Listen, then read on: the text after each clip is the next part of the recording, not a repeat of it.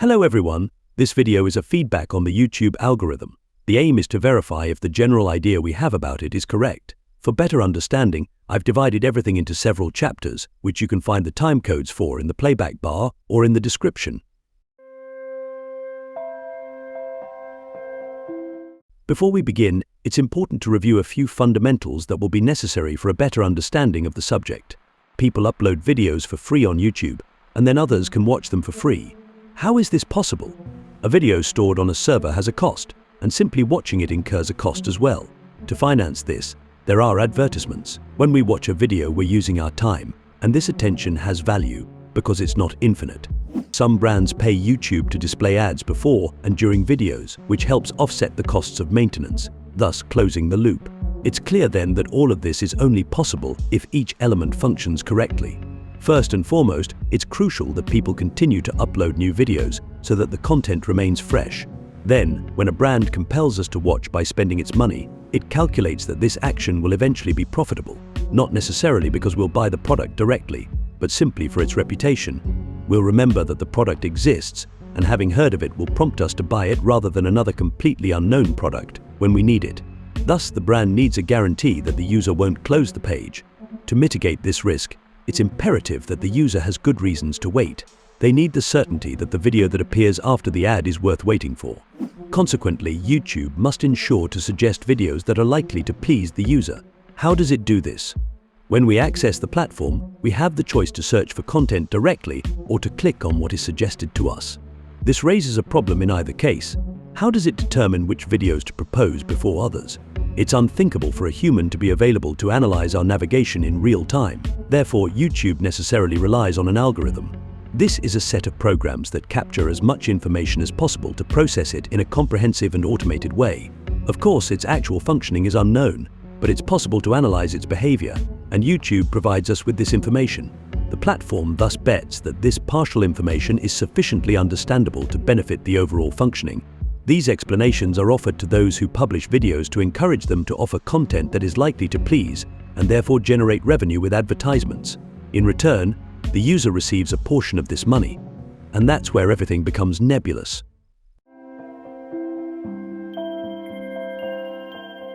On the creator's homepage, several elements are highlighted: views and watch time. If these data are emphasized, it can be assumed that they are the most important. Depending on the results, the creator is informed of the trend positive, negative, or constant. Based on these trends, advice is sent to the creator, encouraging them to analyze their data to increase their numbers. To do this, there are two options: the channel's overall data and detailed data for each video. I will first focus on video data, which is divided into several sections. The first page highlights the overview, which again shows views and watch time before anything else, as well as subscribers, this time in graph form. Further down, there is the average view duration and the average percentage of the video watched. If these two data points are grouped together, it's because both need to be considered to understand the video's performance. For example, the longer the video, the more likely it is that the viewer won't watch it entirely. This is not necessarily due to disinterest, but because the context of watching inevitably involves random events that interrupt viewing, such as lack of time, bathroom breaks, school schedules, a train arriving at its station, loss of network connection, or an unfortunate asteroid. We can't know for sure. In the case of a 1-second video, the percentage would probably be 100%, as the viewer wouldn't have time to leave before it's over. That's why it's important to also consider the watch duration to estimate this result. The challenge lies in our inability to determine where this average stands relative to other YouTubers' videos. We can solely compare them to our own. I believe this design aims to enable new creators to progress at their own pace and swiftly attain satisfactory results. In the case of a 10-minute video with a 50% watch rate, is that a good result? Is it equivalent to a 20-minute video with a 25% watch rate? Both have captured people's attention equally, but this doesn't tell us where we stand compared to the general average. At most, we could say that the 10-minute video takes up less space on the servers and would therefore be more profitable for the system. But this argument is inconsistent because the weight of a video depends on many parameters, to the point where the 20-minute one could be lighter.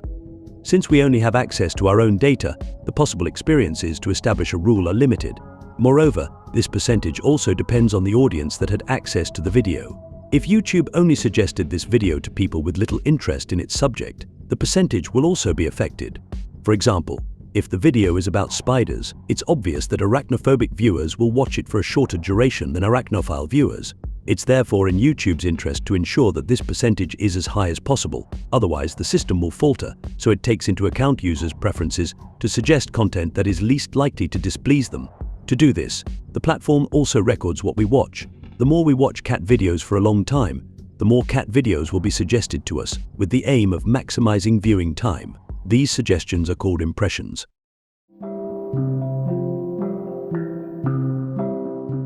This is the second tab of data. Impressions represent the number of times users had the opportunity to click on the video. Consequently, a new piece of data is added, the click-through rate, which is the percentage of people who decided to watch this video. Again, what constitutes a good click-through rate? We can compare it to our other videos, but not directly to those of other YouTubers. According to the official help documentation, the average click-through rate would range between 2 and 10%, which doesn't imply equal representation of each percentage in the distribution of videos. My own statistics established over the past 5 years show an average click-through rate of 6.2%. My most viewed video achieves an 11.8% rate, while the highest one reaches 21.3%. This means that when YouTube suggested this video to 170,000 people, around 35,000 of them clicked on it. Personally, I consider 2% as the minimum, 5% as good, over 5% as very good, and over 10% as exceptional. But this doesn't mean much, as the context influences this rate. For example, if we have a very loyal audience, our subscribers will click more often on our videos. However, there are other explanations. The one with 11.8% serves as a trailer for a series, and the one with 21.3% is the last one of the same series, simply attracting more curiosity. That's why the click-through rate is in the second tab, because it is necessarily less important than the watch time. Furthermore, it can be used to distinguish misleading videos. For example, if you choose a thumbnail that has nothing to do with the video's topic, it may display a high click-through rate. However, as people will quickly exit the video, this indicates that the video is likely deceiving with its thumbnail. Without ever having seen the video, the algorithm knows not to recommend it anymore. On the contrary, a video with an honest thumbnail but does not accurately represent its theme will have a lower click-through rate. Similarly, if it does not stand out from the others displayed.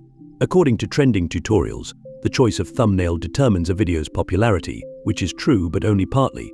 In a store, we don't buy milk because it attracts attention more than others, but because we intend to buy milk first. Sellers know it's best not to place two similar brands next to each other, but to take advantage of the diversity of packaging to make them stand out from each other. The ability of a thumbnail to stand out works the same way. It also depends on the other videos suggested around them, and there are about 15 per page. As they are suggested based on the user's tastes, we cannot predict which videos will be in competition. It's like if the store adapted to each visitor. At most, we can follow photographic rules, but it remains subjective in the end. Some AIs can predict the attractiveness of a thumbnail by detecting what is displayed and written on it. All it does is lead to a general standardization, forced grimaces, bright colors, shocking words, very commercial and impersonal packaging. Even if it seems tragic, it's no different from what nature has been doing since the beginning of time, to the point where individuals of the same species are almost all identical. This one-upmanship to stand out leads to eccentricities that have nothing to do with the origin of the problem. In living beings, the goal is to reproduce. For videos, the goal is to get clicks. This comparison with natural selection goes even further, because it should also be understood that every time we click on a video, we penalize the click-through rate of the others displayed, because once the page opens, we can no longer click on the others, which is why I don't think we can achieve an outstanding click-through rate. Next to it, we find this column that explains how viewers found the video. Either it was suggested to them by YouTube, or they found the video on their own. In fact, this column represents YouTube's effectiveness in suggesting the video to people who are likely to be interested, compared to other methods of finding a video. It is stated that to increase the likelihood of these suggestions, the click-through rate and watch time must be increased. This is important information and corresponds to what we saw earlier. Notice that so far, there has been no mention of likes, shares, comments, and subscriptions. Yet, we are encouraged to like, share, comment, and subscribe to many videos. This requires explanations. Likes allow users to express that they enjoyed the content. In the past, these results were publicly displayed. Commenting lets users share their detailed opinions and converse with other viewers. Subscribing notifies them of future video releases from the creator, and sharing allows them to send the video to people they want. In all four cases, It's only beneficial if the person intends to watch the video and future videos. As we saw earlier, watch time and click-through rate have an impact on video promotion. Hence, we understand the problem. When YouTubers we appreciate upload videos on topics that don't resonate with us, we tend to want to support them anyway. We like, we comment, we subscribe, we share, but we don't watch the video, which negatively impacts its recommendation to others who might appreciate this new topic. This habit stems from YouTube's early days when the algorithm was different. The amount of content was lower than it is today, and a video could remain in trends for a long time because it was more appreciated than others. Nowadays, several factors come into conflict. For example, when subscribed to too many channels, we don't have time to watch all the new videos. This led to the invention of the bell icon, which is supposed to ensure that we receive a notification for the next video's release. The value of the audience's attention gradually increases over time. Getting 1 million views in 2024 is harder than in 2014, even as the global population has increased and internet access has become more widespread. This competition also arises from the modern ease of creating a video, which is why the very first videos in history were widely viewed despite their ordinary quality. Let's remember that the fact that subscribers don't click on the video doesn't mean they don't like it, but from YouTube's perspective, this is interpreted as a negative action, and if they click without watching, it's even worse. To address this issue, the platform doesn't send notifications to all subscribers at once and keeps track of who has clicked on them. A panel of subscribers is selected, and based on the statistics it generates, it is sent to another panel, and so on until all subscribers have received the notification, or before that, if the results are not good enough. We understand that the first panel must be carefully selected by the algorithm. Let's consider the example of a channel that has been active for 10 years and initially focused on cats, gaining 1,000 subscribers over subsequent years. However, during this time, the YouTuber shifted his focus to automobiles. Consequently, there are subscribers who signed up for cat videos and others for automobile content. It's evident that the number of subscribers appreciating both themes is unknown, but it's likely that those who do are few in number. Therefore, when this YouTuber publishes a cat video, some subscribers will love it, while others will be less interested, having subscribed for automobile videos. This results in average statistics lower than a channel that has always focused solely on cats. This example illustrates how the diversification of content on a channel can affect subscriber engagement and overall statistics. However, it's in the algorithm's interest to maximize watch time, regardless of the content offered. It's likely that the video title and description come into play at this point, as well as the automatic recognition of its text, so that the algorithm can maximize the sending of the video to subscribers most interested in the content.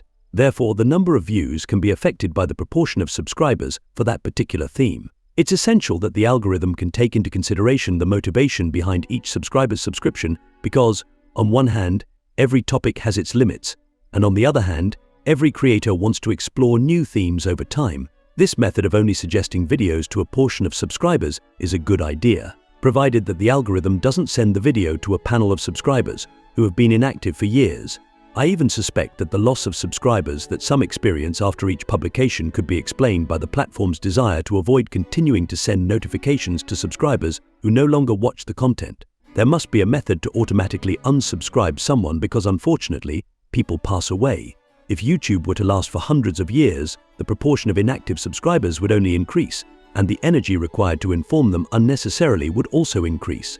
From the content creator's perspective, losing a subscriber is significant, but for their statistics, it may provide an opportunity for a more active subscriber to contribute more to its propagation and thus gain new active subscribers.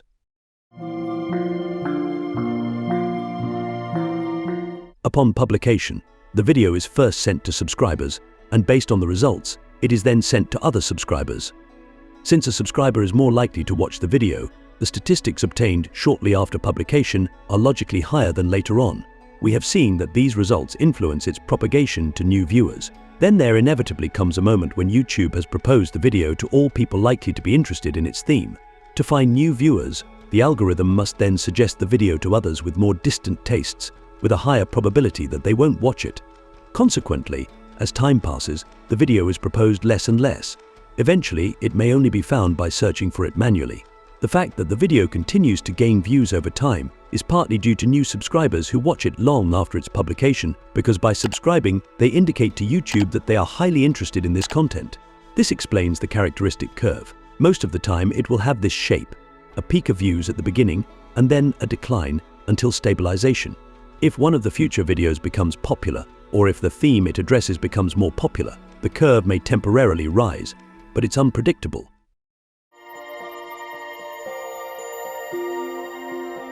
The Audience tab provides insights into the people who watch the video, their country, age, and gender.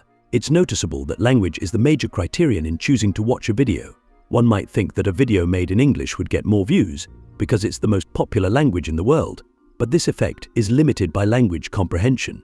If the vocabulary is too advanced, some of the audience may have difficulty understanding the content, affecting the watch time, and if the English is too approximate, it will be negatively perceived by the English-speaking audience. Cultural differences also influence the interest in certain content, and each country has its own experts for each theme. Some will say that one should adapt to their audience, while others argue that the audience adapts to the content.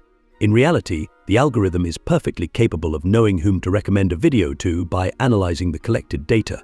The content that garners the most views typically appeals to a broad audience.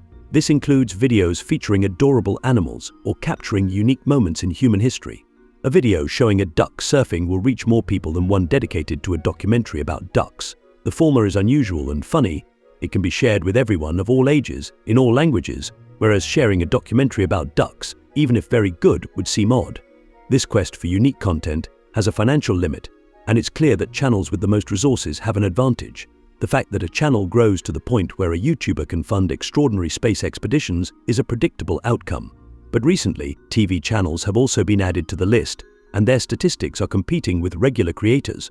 There are even popular series broadcasted 24/7, series designed by audience retention professionals. Getting an audience under these conditions is becoming increasingly difficult because what made YouTube unique was the homemade videos. The original slogan was "Broadcast yourself." If a veteran YouTuber can still produce exceptional videos, it's obvious that it will take more time than a team of several people. The audience primarily sees the final outcome of a video and may not necessarily know how many people were involved in its creation, and the algorithm is even less aware of this.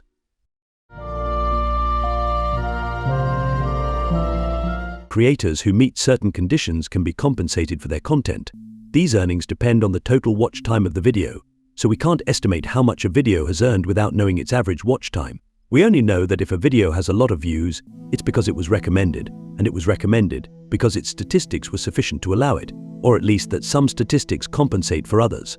For example, a channel with several million subscribers will inevitably accumulate more views for its videos than a new channel, regardless of the subject. But if the majority of viewers only watched it for a few seconds, it wouldn't have generated much money. To put it simply, one video per month watched for 1 hour will generate more money than 30 videos per month watched for 1 minute each.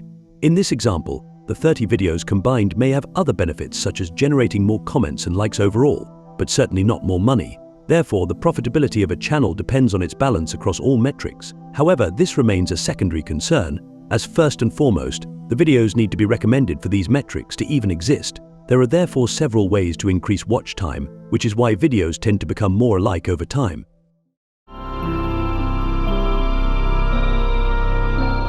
We've seen that it's normal for the general audience's attention to diminish over time. The first thing that could cause it to drop would be content that doesn't match the title or thumbnail. Audio quality is more critical than image quality, but both are not essential. If the video is unusual, mere curiosity may suffice to maintain attention. One could also claim to provide something later in the video without specifying when, but this trick has become obsolete since we can now see the interest curve during viewing. In fact, it's like a comic strip. The first panel needs to be interesting, the development should meet the viewer's expectations, and the last panel should leave them wanting more. Some may prefer incredible visuals, while others may prefer text. It all depends on the audience. There's a science behind all this, and movies know how to play into it well. Over time, various types of YouTubers have emerged. Some attract through their content, while others draw in viewers with their personality. There are domain specialists and entertainers. The advantage of entertainers is that they can tackle any subject and produce videos more quickly by commenting on existing content. As the system highlights content that retains the most attention, popular content tends to become similar. To remain competitive, it's necessary to constantly liven up the imagery so that there's always something to watch, giving the viewer something to engage with if they don't appreciate what's being said. However, this patience has limits, and the average attention tends to decrease over time due to habituation. This is why old films seem slow, because in the past, concentration diminished more slowly. One can also differentiate between live videos and scripted ones. Over the years, many scripted channels diversified before transitioning to real-time content. The advantage of live streams is that there's no editing. You pick a topic, discuss it, and publish it. This simplicity allows for more video postings, albeit with a problematic effect. Content that was once timeless tends to become perishable, because it's often said that to thrive, one must post a maximum number of videos. However, the public's attention is limited. If someone has only an hour of free time for video watching, he must decide whether to watch one long video or 5 short ones. In other situations, he simply may not be able to watch the entire video. This led to the creation of shorts. Shorts are videos limited to a maximum of 1 minute, but of an unknown duration. They have the peculiarity that they cannot be rewound and looped continuously, even when writing a comment. According to statistical data, their behavior appears to be different from regular videos, but when you change the URL, you can see that they are just like any other videos. They simply have a new distribution possibility, which is the vertical display on mobile known as the feed. Their viewing rate is more easily elevated than in regular videos since they are short. Therefore, they are more easily recommended and generate more views. However, since the total viewing time is lower, they generate much less revenue for the creator. A short can redirect to a regular video, but based on available data, this practice is quite rare. As it is easier to produce a short on a smartphone, and smartphones have become the norm worldwide, the quantity of shorts uploaded likely exceeds that of regular videos. Gradually, shorts are becoming the norm. For my part, they represent 85% of the total views on the channel this month. It is probable that the quantity of shorts uploaded worldwide is sufficient to balance the system. Nonetheless, this comes at the expense of regular videos since people's free time has not changed. According to my own statistics, a short is featured in the feed based on 2 criteria: its duration and its viewing percentage. Shorts with a viewing rate above 100% are typically the most recommended, followed by those with a viewing rate between 75 and 100%. Those falling below the 75% viewing threshold are not recommended, at least according to my own statistics. Occasionally they may still be recommended, but only for a few hours afterwards. They are rarely suggested at all. I also noticed that the algorithm is stricter with extremely short shorts. Therefore, ideally the short should be as long as possible and as watched as possible. This means that the majority of shorts reaching several million views must have a viewing rate exceeding 100%. A 100% rate means that all their data stored on the server has been watched, maximizing profitability. There's a real addiction to watching shorts because the feed prioritizes videos that have passed this filter. In comparison, my best performing regular video only has a 47% viewing rate. A short with such a low rate simply wouldn't be suggested to anyone. In fact, whether the short's algorithm is different or not doesn't change much, since in any case, every second spent watching shorts is a second not spent watching regular videos. While shorts have the advantage of being easily watched on a phone, it's not possible to choose which ones are suggested, and they require regular clicking to indicate continued engagement without a preview of the next video. This is one of the few remaining advantages of regular videos. They can be watched while doing other things. The main idea behind shorts was probably to expand the market so that people could watch content in places where they didn't before. It's easier to watch them on public transport or in a queue because they don't require much attention. This habit of clicking without knowing what comes next, all with a filter that suggests videos that retain the most attention, is very addictive and likely diminishes attention spans. Perhaps someone accustomed to shorts tends to find regular videos more boring than before, impacting the propagation of these videos. As for shorts that aren't watched, they clutter the servers much less than other videos. Overall, shorts have more immediate advantages for maintaining the system, but in the long run, the inability to develop an idea will likely have undesirable effects that could encourage people to return to regular videos. Faced with shorts, traditional creators have limited options. They can secure sponsors or partnerships, but to do so, they must first build an audience. However, the current algorithm makes this task challenging. If the content proposed is perishable, it generates less revenue, and if it's timeless, it requires more time to produce. We haven't yet discussed the time required to produce a video. Although it's becoming simpler, it still demands a significant time investment and a variety of skills. Therefore, understanding the algorithm is crucial to ensure that this invested time is profitable. Considering all the prerequisites to satisfy the algorithm, we can say that producing just 1 minute of video sometimes demands several hours. Some YouTubers delegate this time to subcontractors. They no longer write their scripts or handle their thumbnails and editing. Sometimes, several dozen people work on producing videos for a single channel. This is a departure from the original YouTubers who did everything themselves. In fact, beginners often have no choice but to handle all aspects alone. Is it still possible? The strategy is to produce content that will be watched by the largest number of people while requiring the least effort. Yet, to be original, effort is required, and as more and more people produce videos, the price of originality quickly becomes absurd. That's why it's essential to understand why a video works, otherwise, the result may quickly become disappointing, and the creator may become discouraged. Let's remember that the system can only sustain itself if all its components function properly. YouTubers can be classified by generation: those who arrived after the invention of shorts, those who arrived during YouTube's golden age, and those who arrived before YouTube became the norm. I belong to this category. My first videos consisted of filming a cathode ray television. Do you remember the stars? The customizable channel backgrounds like on blogs, the appearance of annotations, the disappearance of annotations. I was there before the emergence of statistics, and I've been able to observe their evolution. That's why I need to talk about them. Seriously. So, I decided to conduct an 8-month experiment to analyze in detail all the problems encountered and provide results for the community. Content success is closely tied to its originality. If a creator enjoys what he does, it's certain that others will as well. YouTube will arrange to find these people and suggest this content to them based on their preferences. Therefore, the popularity of the theme in question will inevitably impact the final result. This channel doesn't have a specific theme, but over time, I've confirmed that there are at least 800 fans of Tomb Raider who have been long-time subscribers. The theme of the experience was Lara Croft plays her own game and comments on her gameplay. Lara is the most famous video game heroine in the world, and the quality of these games is undeniable. There is much to say about them, and hearing her comment on the situation is refreshing for those who know the game and original for those who do not. This curious character seems to be able to teleport. Since the game dates back to 1996 and the license is still active, the potential audience interested in it is very broad. Additionally, I anticipated that a remaster was underway. The timing was perfect. I proposed one video per week at a fixed time, Fridays at 6 p.m. As according to the available graph, this was the time slot when my subscribers were the most available. I reside in Belgium, and when it is 6 p.m. here, it is morning in the USA, followed by the weekend when people are very available. This initial subscriber panel was located within this range. At the time of publishing this video, the series includes the first 2 games, totaling 35 videos, with an average duration of 37 minutes each and a total of 21 hours. It's long, but it's the normal duration of these games. Following the official recommended settings, this represents 322 gigabytes of data sent to YouTube servers. However, this is not the weight currently stored on them. YouTube has reconverted each video into optimized formats, likely lighter.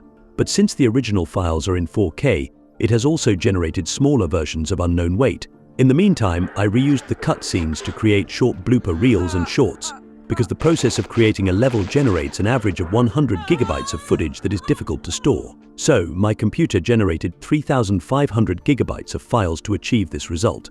Needless to say, 100% of my time was devoted to these videos, and the deadlines were tight. Here is the list of issues that have been considered before the experiment. The goal of the first video was to employ all audience retention techniques, composed of several stages, with a final result designed to enhance viewing at that moment. Subsequent videos include a very brief introduction, the title, Easter eggs, and the level, sometimes with over 400 original comments. This translates to about 1 Lara comment every 10 seconds, which can range from a single word to a long sentence. I'm in top form. Since the level architecture is designed to avoid boredom, those familiar with the game are eager to see what Lara will say next, while newcomers can discover the game through a novel walkthrough method. Each video has a custom thumbnail with a consistent graphic style, links to other videos, inclusion in a playlist, and a description listing all previously released levels. As the length and difficulty of the levels vary, some were more challenging to produce.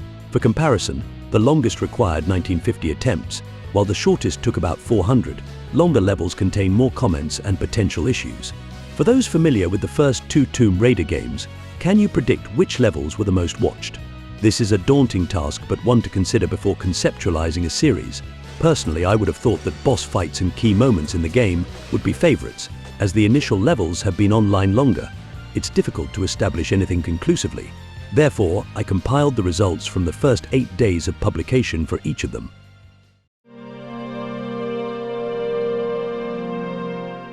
I didn't consider the first level because a large part of the video consists of explaining the series concept, so the statistics start from the second one. YouTube suggested it 2 million times, which is huge. It's 1/15 of the channel's entire historical promotion in 17 years. This means that within less than 8 days of its release, the platform was able to identify 2 million people worldwide who might be interested in this content. Among them, 207,000 clicked on the suggested video. What's strange is that the click-through rate is 6.6%, whereas 207,000 would rather make up 10.5% of 2 million. These data may therefore be incomplete. 97% liked the video, and they watched 24% of its entirety, which is 6 minutes and 19 seconds on average. The third video, on the other hand, was even more liked with 98.3% likes, with a similar click-through rate and a 33.4% audience retention. Yet, it got 3 times fewer views. It's only the third video, and already the data is complicated to understand. Why would a video with higher statistics get fewer views than the previous one? One might think that the third level was shorter, and therefore people stayed on average longer. But that's not the case. In fact, it's longer, meaning that people actually spent twice as much time in front of their screens watching it, which makes sense, as it's also the most iconic level of the franchise, the one with the T-Rex. Everything can be explained by the video recommendations, which were also 3 times weaker. The first correlation that stands out is that the views curve is directly linked to the number of impressions. Therefore, we need to understand what determines recommendations. Given the information available, it should be the watch time. But in the face of these results, there is a contradiction. The usual idea is to say that it's simply the people who shared the video less often, but when comparing the traffic sources, we notice especially that the third one draws its views from people who watched the second one just before. The most abrupt change lies in the new viewers, meaning those who discovered the channel with this third video. Suddenly, they're 15 times fewer. This can be explained because when this video was published, the previous one was still being promoted, and it makes sense to offer episode 2 before episode 3. Even with lower statistics, the second one had accumulated more views and therefore better reliability. The trouble is that this phenomenon continued from video to video. Despite increasingly higher statistics, the view counter only decreased. To illustrate, it's as if the first tree planted took all the light away from the following ones. Here's the percentage of likes for the 35 videos. Here's the click-through rate. Here's the watch time percentage. And here's the view count. Between the second video and the 35th, the view count during premieres was divided by 7, which is an expected decrease for a series, but the view count was divided by 48. That's what I call the algorithm curse, because despite a majority of positive feedback from the community, the view count collapses. Perhaps only those who watched the videos sufficiently were notified of the next ones in order to maximize watch time. But in that case, what is the required watch time to satisfy the algorithm? The average view duration of these videos reaches about 14 minutes. This means that every Friday, several thousand people took a break in their day to watch 14 minutes of video. Some even more, because most left after a few seconds.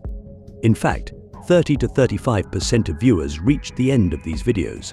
So, 1 out of 3 people who had access to these videos had no problem spending 37 minutes of their time each week for 35 weeks. Even if the total number of viewers during the premieres decreased over time, their number was increasing during it. This means that those who arrived late were added to those who continued to watch. From the viewer's point of view, everything was fine. But on my side, I quickly became concerned. This curve is the most problematic. It shows the evolution of the number of new viewers who had access to the videos. It rapidly became anecdotal. It's logical that YouTube would first suggest the first episode since they had proven themselves longer for similar stats. The problem is that this promotion itself decreased over time. If fewer new people have access to the videos, they will also be less likely to subscribe. And as gained subscribers influence the promotion of the videos, we find ourselves in a vicious circle.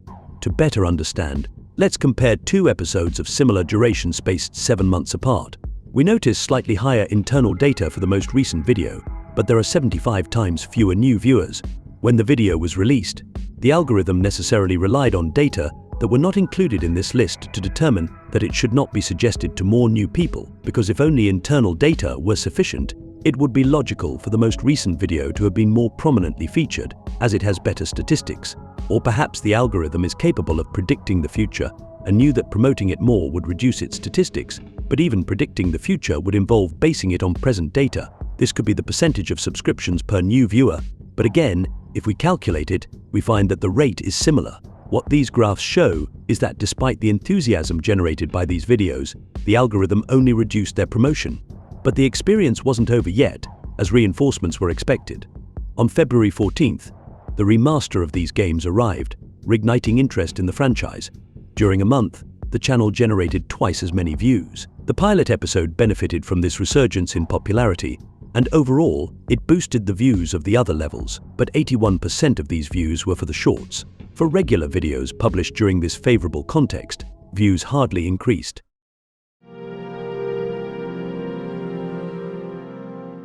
Now that some time has passed, there is something left to verify. As the videos have similar statistics, what made the first one buzz while the others didn't? Perhaps its data was suddenly superior to those of the channel, and the algorithm detected this change.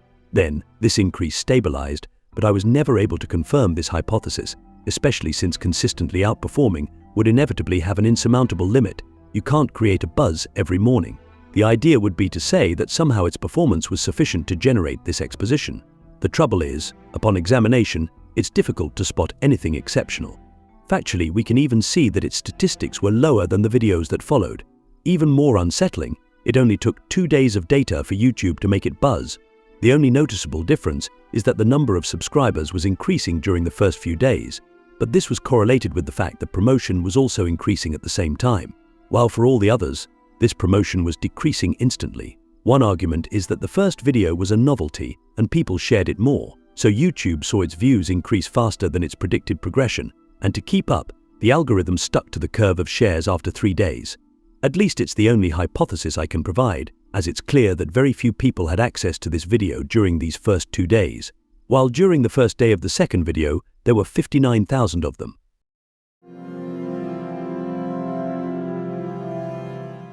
Perhaps these statistics are actually poor, and these videos don't deserve further promotion. But if there are other videos that perform much better on this theme, why aren't they suggested to me?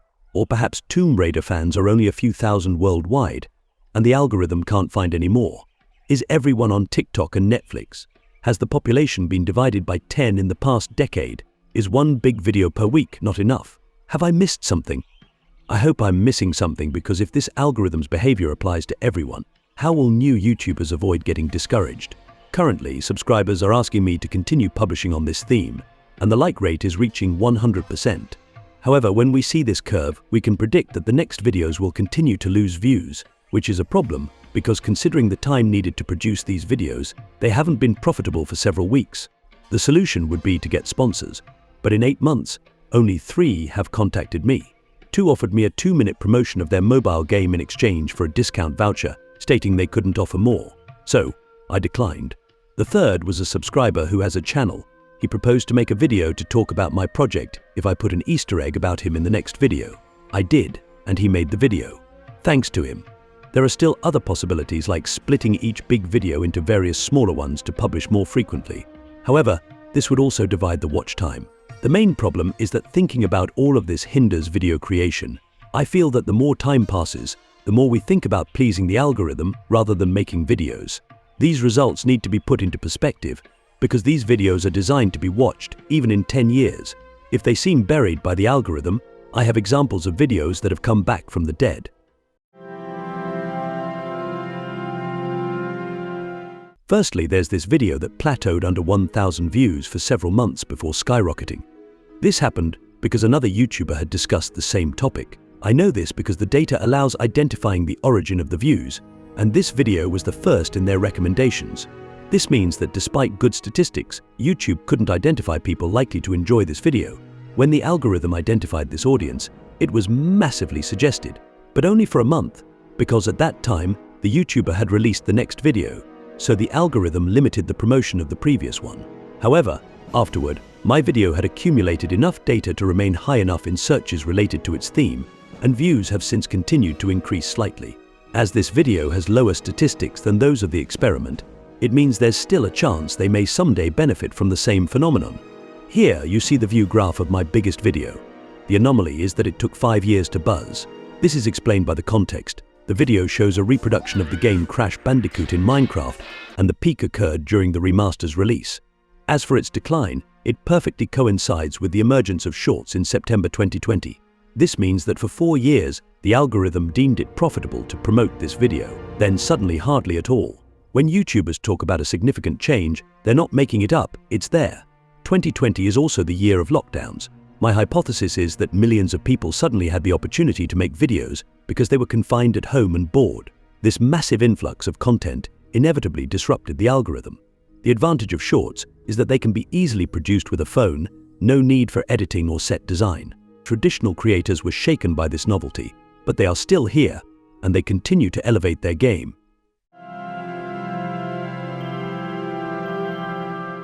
Apart from statistics, the platform often provides text explanations to clarify results. The problem is that these explanations are often not very helpful. For example, in this screenshot, I am congratulated because the video has achieved 12% more views as more regular viewers chose to watch it, contributing to its audience growth in recommendations.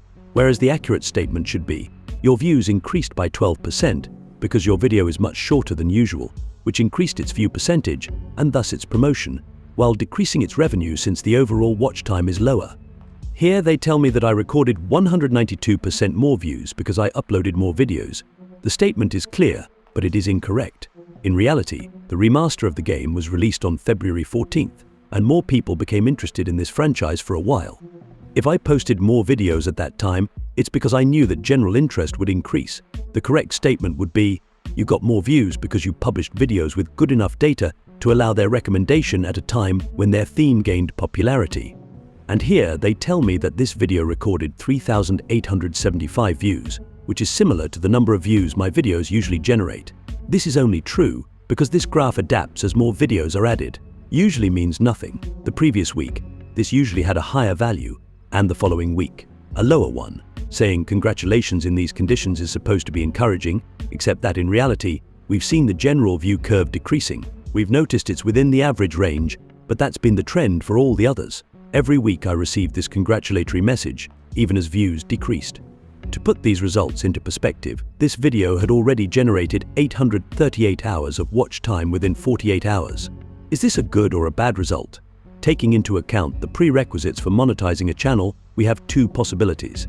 Either accumulate 4,000 hours of watch time per year for regular videos, or accumulate 10 million views over the last 90 days with Shorts. So, this single video has reached a fifth of the annual goals in 48 hours. Considering that it only took 3,875 views to achieve this score, we can consider it significant. However, it is still insufficient to be further promoted by the algorithm. The only time a video exceeded the average curve was for the longest level, where the watch time was higher and reached 18 minutes. But this did not result in a remarkable increase in views. Other peculiar curves can be found with Shorts, illustrating the complexity of the algorithm. There are classic decreasing curves, traditional staircases where the display in the feed occurs for a very short period. Then, based on the results, the video is further promoted, and so on until its statistics are no longer sufficient to advance. There are also sawtooth curves, indicating intermittent and identical display durations, probably when traffic is too high. And there are erratic curves that combine various methods. Every day, the algorithm juggles millions of videos and generates millions of curves, with each action influencing its behaviors. Understanding the algorithm is key. It is adaptive. The available data is probably incomplete and does not allow for a full understanding, but patterns emerge over time. Perhaps tomorrow, everything said in this video will be wrong. For the system to continue working, it is imperative that new YouTubers know how to analyze their data. However, when starting out, they don't have many videos to compare. General advice might be effective. Publish more videos to generate more views. Tell people to subscribe and like. Even if it doesn't guarantee anything, it leads to an increase in data quantity and the ability to analyze results. Now, solutions need to be found to endure. I won't ask you to leave a like since if you've made it this far, the algorithm already knows you've positively contributed to recommending this video, except for those who directly watched the end. But the algorithm knows that too.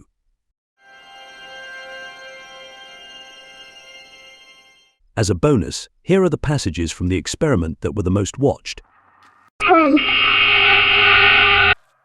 What on earth is this? It looked like some sort of giant fried chicken. That's odd. I thought I saw that mummy move. Better not to fall. Gravity is something to be taken seriously. If there are spikes, there must be something down below.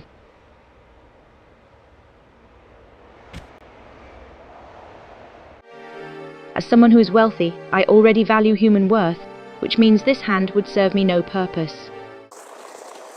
Darn, it's really too slick. If only I could find something to improve the grip of these boots. What is it now?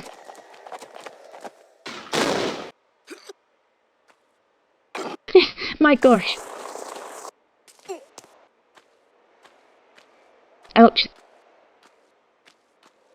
Fortunately, he won't be attacking anyone anymore, now that he's dead. Hooray! I'm behind the boulder. Look at me. I'm a rolling stone, and I'm going to crush everything in my path. Well, it's not happening, because you were the one that got crushed. Farewell, Bubblehead. You can't bump off me and my brood so easy, Laura.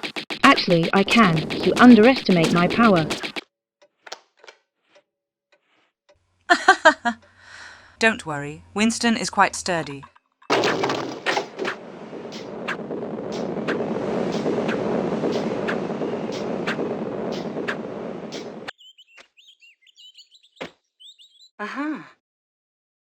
Ouch!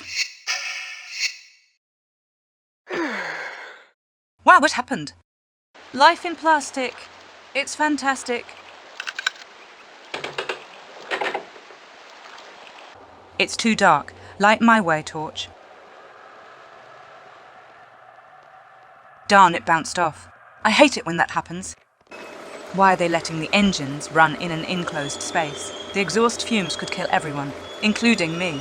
I need to sort out this issue. I've got to find a machine lacking a chip. Since the sounds of the factory, I had forgotten how relaxing the calm can be. Ouch! Holy moly! This chip was at the forefront of technology, with these very convenient buttons.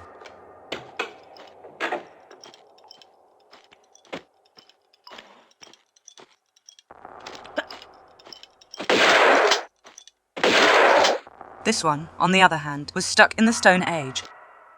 Wow! Lovely carpet. Are you crazy? Take your shoes off before walking on the carpet! That's what Winston tells me every day. The seraph could be anywhere.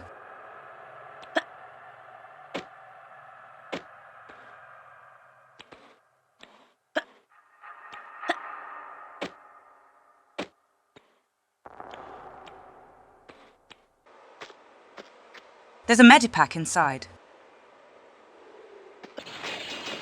I've already been through here.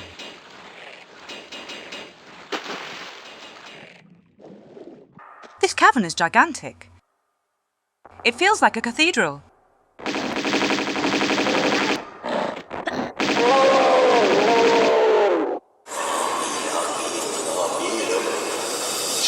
Dear Lord, I hope that hasn't damaged the dagger.